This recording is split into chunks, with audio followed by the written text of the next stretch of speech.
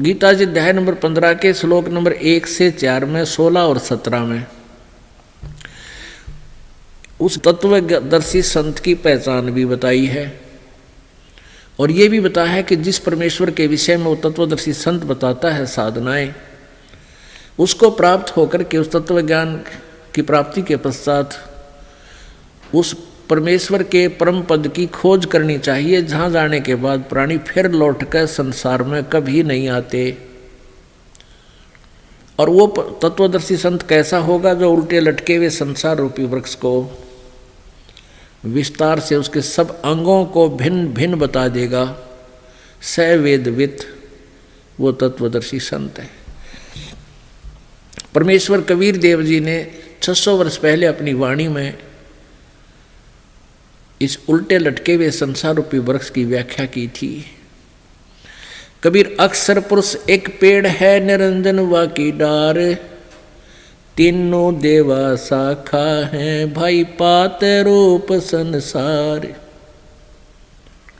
अक्षर पुरुष एक पेड़ है जो पृथ्वी से बाहर दिखाई देता है, वो तना उससे ऊपर ऊपर सारा पेड़ कहलाता है।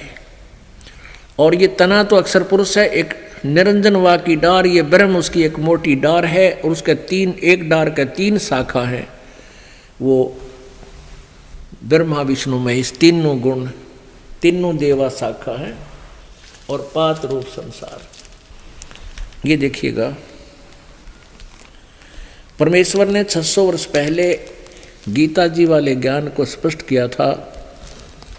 ये है संसार रूपी वृक्ष, जिसके ऊपर को जड़ वो तो पूर्ण परमात्मा है और नीचे को तीनों गुण रूपी शाखा हैं।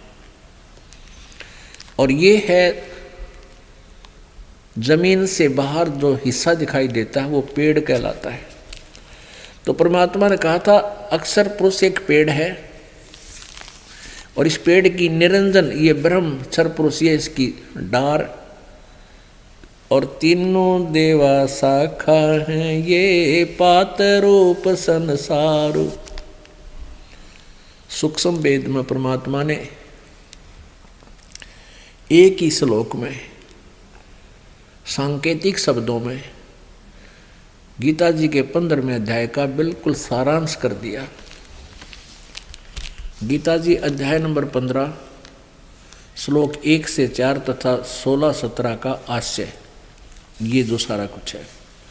ये तना ये अक्षर पुरुष यानी परब्रह्म भी कहते हैं, इसको अक्षर ब्रह्म भी कहते हैं। और ये मोटी डार जो है ये ब्रह्म, सरपुरुष कहो, सरपुरुष कहो, ब्रह्म कहो, सर ब्रह्म कहो, ये एक डार है।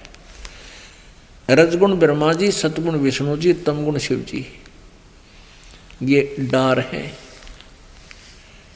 शाखा हैं। ये तीनों देवा शाखा हैं और ये पात रूप संसार। हम यहाँ नीचे हैं, हम इनसे भी आगे हैं।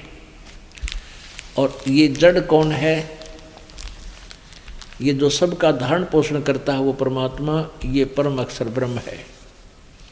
गीता जी अध्याय नंबर 8 के श्लोक नंबर 3 में जिसके विषय में वर्णन किया है वो परम अक्षर ब्रह्म है। वो कौन है? ये कबीर देव है, ये कबीर परमात्मा है। ये उस असंख्य ब्रह्मांड के सिंहासन पर विराजमान है और ये जड़ है पूरे संसार रूपी वृक्ष के मूल है। और मूल से ही सब खुराक आहार सबको शक्ति प्राप्त होती है। तो इस पूर्ण परमात्मा ही ये पूर्ण परमात्मा ही तीनों लोकों में प्रवेश करके सबका धारण पोषण करता है।